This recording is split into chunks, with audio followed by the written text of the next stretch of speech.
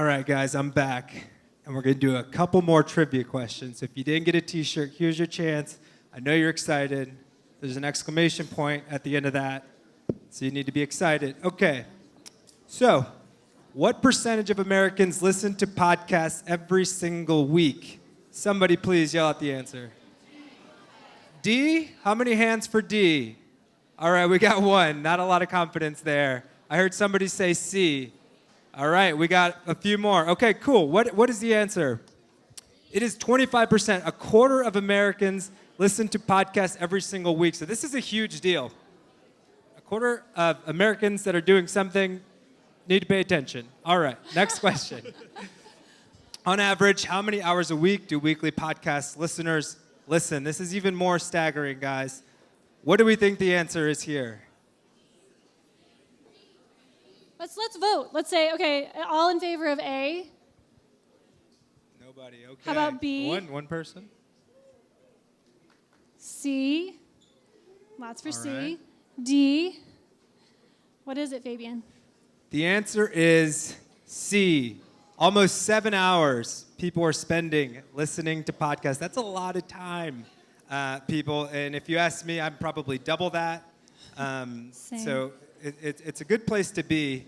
And before we get into asking you guys some questions, I just want to, is it pretty obvious we've got a between two ferns situation going on here?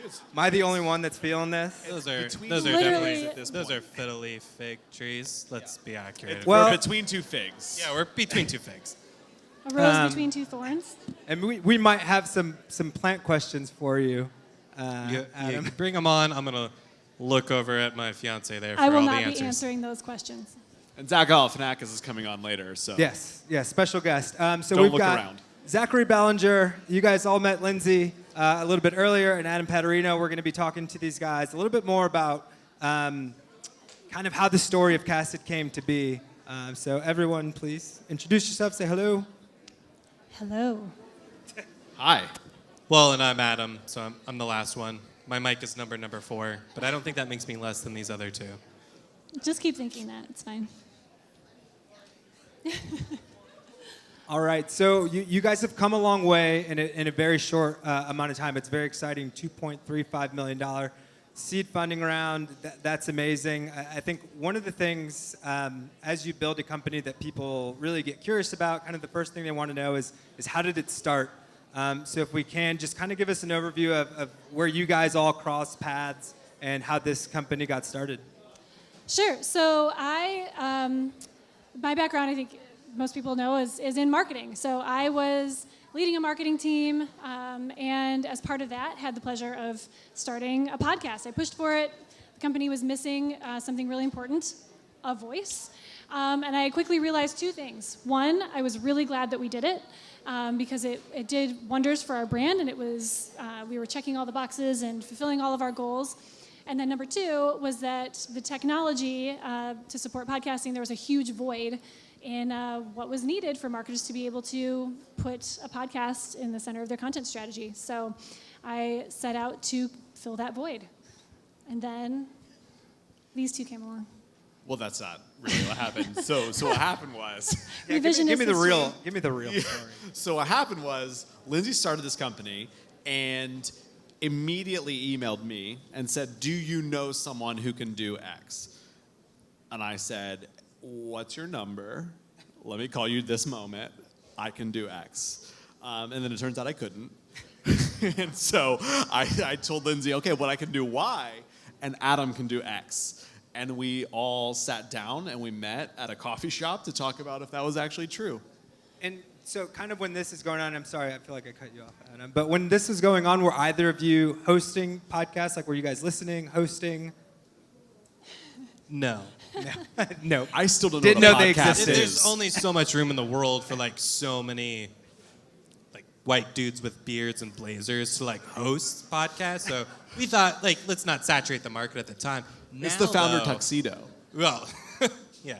Now though we're totally in the game. So Yes. So, okay. So So let's talk a little bit more about kind of roles that you guys were filling as Lindsay was building this team to create Cast. She asked you if you knew how to do X, and you said, no, I don't. I know how to do Y, and Adam can do X. So what were the things that she kind of saw in you guys to bring you on to kind of help build this team? I still don't know the answer to that question. Yeah, why don't you go ahead and start? Because I feel like I'm going to have to clarify all the bullshit that you spew out. So go ahead. You can start. Sure. So Lindsay was reaching out for a product founder. I thought product for sure meant vision. I was wrong. She actually wanted someone to develop the platform, and I couldn't lie my way through that interview. So I told her that I was actually better suited for sales, but I knew an amazing developer. And so I introduced him to him, and that didn't work out. So then I introduced her to Adam. And I also wasn't an amazing developer, but I did know how to say developer things. Lindsay had no idea what they meant. It was perfect. Match made in 3. It was awesome. But really what happened was I remember being in a hotel room in Minneapolis. I was consulting at the time. I was with a client, and I had rushed home. Zachary had called me. I was like super jazzed. He was like, dude, do you remember Lindsay? And I was like, yeah, I think we bumped into each other at the kitchen at some point in our previous gig and said hello to each other. And he was like, well, she's starting a business and is involving podcasts. And I was like, I don't know what that means. Why I don't are know you what that, telling me what this? is that? What are you saying? I'm in. And so what happened was, like, I had immediately called Lindsay. She's like, I don't know your number. Who are you? And I was like, that's funny, because I'm your next founder. And so we had ended up, the two of us, just convincing even ourselves, I think, that we were meant to go on this journey. And I'm really glad that we have. And how quickly did that happen, right? So you guys all got together. You said, okay, we're going to start this thing. We're going to do it. How soon was the product there, and how soon did you have people bought in?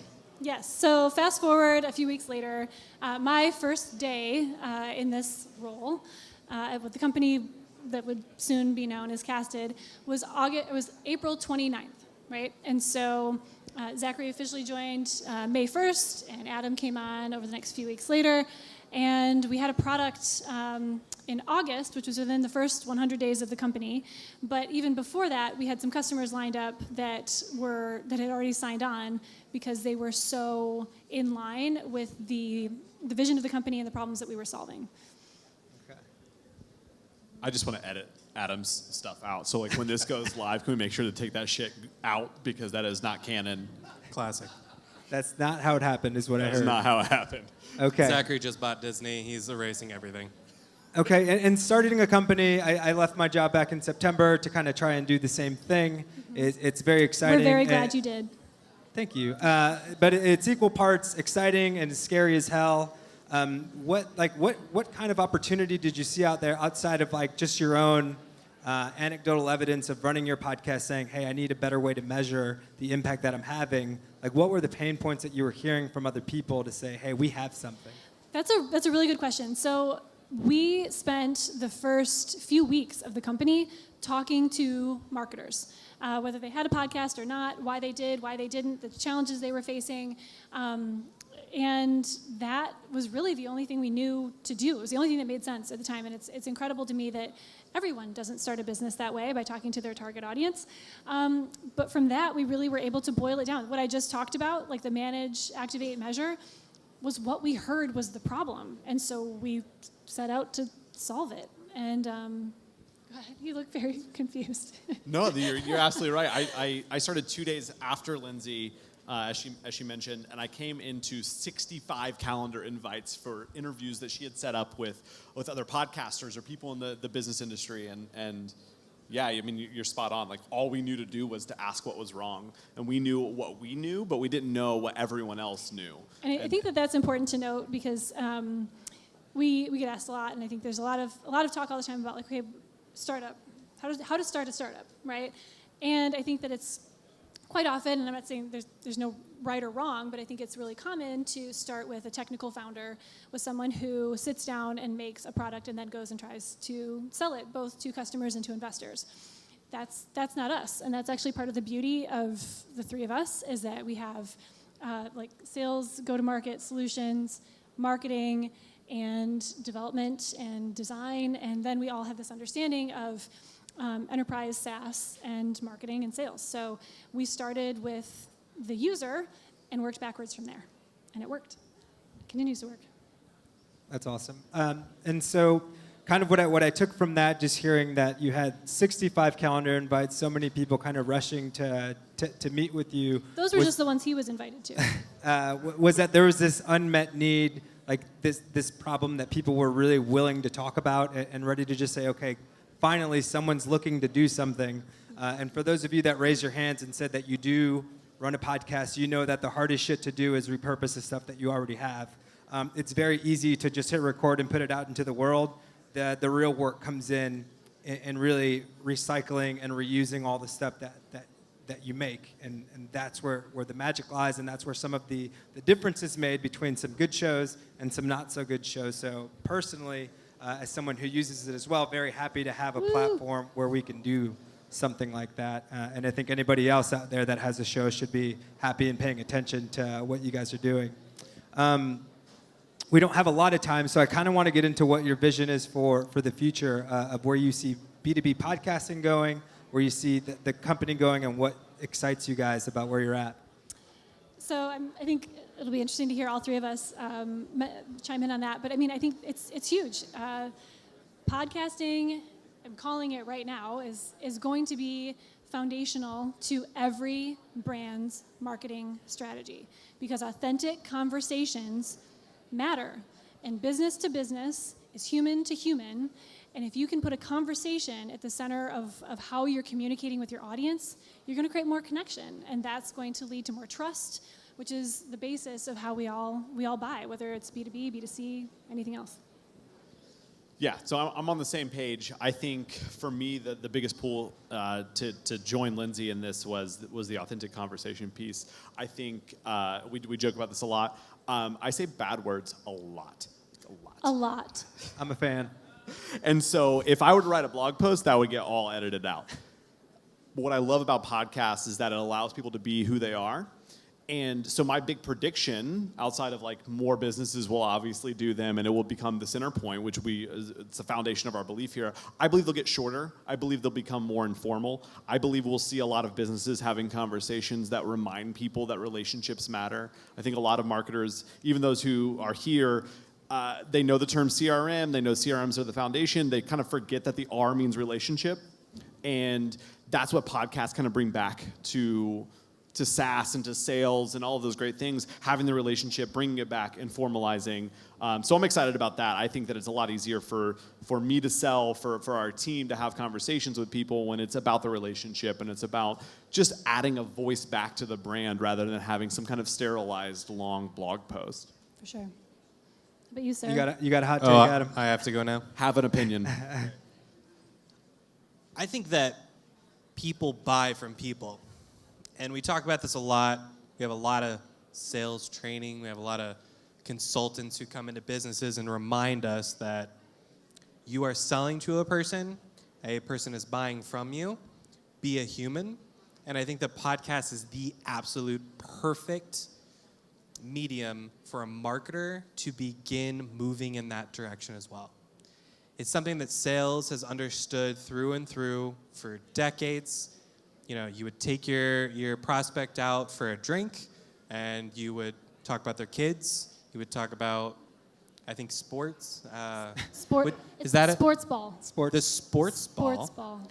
And the stats, whatever.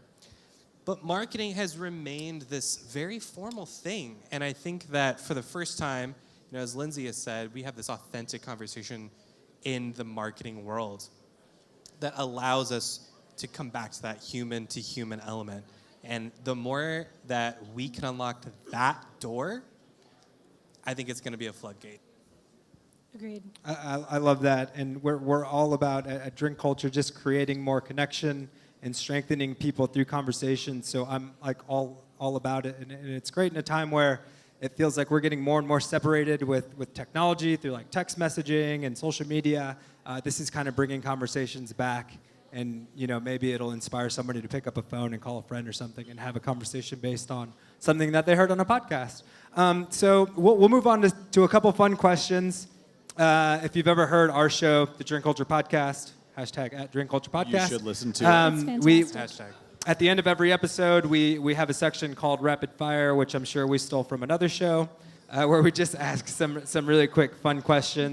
You borrowed. So this one's kind of out of left field. I heard that there was an origin story for the name Casted of where that was going to go. For Casted? Yeah. So this was before Adam officially joined us, so he didn't have the pleasure of being. You guys are laughing a little too hard. It's making me nervous. I told Fabian a story. He's referencing it. I shouldn't have told him. I'm Oh, sorry. dear. So, okay, so we were riffing on ideas, and we had lots of different names, and I said Casted, and we both kind of liked it, and you wrote it down and circled it, and I hope you still have that. But then the story is that you actually wanted it to be all about anchors and, like, boats and casting a net. Very maritime. I really like puns, and I wanted it casted to mean something about casting. What the story that I told Fabian that he's referencing, however, I'm very is afraid. when Adam did join, we were talking about making casted mean about like spells, Oh, right, yeah. and I wanted the whole Magic. casted tagline to be "You're a marketer, Harry," because I wanted it to be magic spells. That's all. So Casted is very versatile. We did there's not so many rehearse places this. Open we can for go with it. interpretation This is is what you're absolute saying. bullshit. You told me the questions. You did not say this is what. Yeah, it meant. to be honest, like the fact that we moved away from magic and, the definite copyright infringement of "You're a Marketer, Harry." Big mistake on our part. I would love to be sued for that. I think we'd be further along than where we are. In fact, I think we should start over the round. We should just redo all of this. Go I home, don't think everyone. that's We're a Go good not back to watching the drawing right now. board. We're now a magic company. We I can still do think podcasts, but all good companies start with shitty names, or not shitty names, sorry, shitty ideas. Sorry for taglines, I don't guys, know what you're trying delete to that. say. you guys heard that, right? That's not what I meant to say. You obviously know that. Thank you. Slow clap. Get this guy off stage. I haven't gotten my 5-minute warning, so I'm going to stay up here. Okay, 5 minutes. three quick questions. One, what is your current favorite podcast? The dollop, hands down, every day. The Dollop, okay. How I built this. I built this, okay. I wrote mine down because for some reason I keep forgetting the words Radio Lab. It's my favorite podcast, but it's also got a generic name, so. It's a great show. I'm a huge fan of music. We're in a music venue, so I'm going to ask you a question about music. Who is your current or all-time favorite artist or favorite album? Go first. Dave Matthews Band. She would save Dave Matthews. Who else likes Dave Matthews Band? Yeah. See? That Where was my- 4 where my people. Trippin' Billy's Let's just at? point out, only Anybody 4 get that people reference? said yes to that. Do you see what I put Right? up with? Okay, Zachary. Yes. You're passionate. Childish Gambino for me. I am really into Billie Eilish right now to the point that like it's overshadowing everything else that I've ever listened to. She's killing it and she's 17. Like, go listen to it. Boom. And last question, my favorite question. What are you currently obsessed with? You guys go. Oh, you're making me go first. That's because on the okay. Drink Culture podcast yesterday, I said vegan sour cream, and they made fun of me. Don't. You're She like, said vegan sour cream is Hey, her obsession. You all try to live without dairy. You find a vegan sour cream, it's going to change your life. Okay, we're gonna give Lindsay some time to actually think about something here. She could have said her like kids or her husband, but she said vegan. She sour did cream. not say her kids or her family. She just said That's Mike is obvious. Vegan walking sour away. Like cream. I'm looking He's at gone, yeah, Lindsay's he's gone. husband. There He's he literally goes. walking. Yeah. He's ducking down and leaving Yeah. the venue right now. Okay, passion. You spoiled it because we were on the Drink Culture podcast last night. My wife and I just had lambs at our farm, and so we're currently obsessed with these baby lambs that we get to like kiss every day. My current passion is Amaro. It is an Italian beverage, aperitif, if you will. I wouldn't expect any of you to understand, but that's what I'm currently passionate about. And I'm currently passionate about what's happening right here. I can't believe this. This is amazing. So this is what I'm obsessed with right now. This is awesome, guys. We'll let you get back to mingling and having a good time and celebrating what you guys were able to do. What they've done is incredibly, incredibly hard to do. So please, please, please help me in giving them a round of applause and congratulating you guys on what you've built and launching Casted. Thank you for coming. Thank you so very much for coming. And please listen to the Drink Culture podcast. It's fucking incredible. Thank you. Oh, Thank you. yeah. And Yeah, here, plug Fabian here. so this cute little episode that we just recorded will be on the Casted podcast a week from today. And then we recorded a much more in-depth Yeah, we go on for hours. Podcast yesterday for the Drink Culture podcast, which will be airing later this month. Take a picture of it and go to those links. Thank you. Thanks, everybody.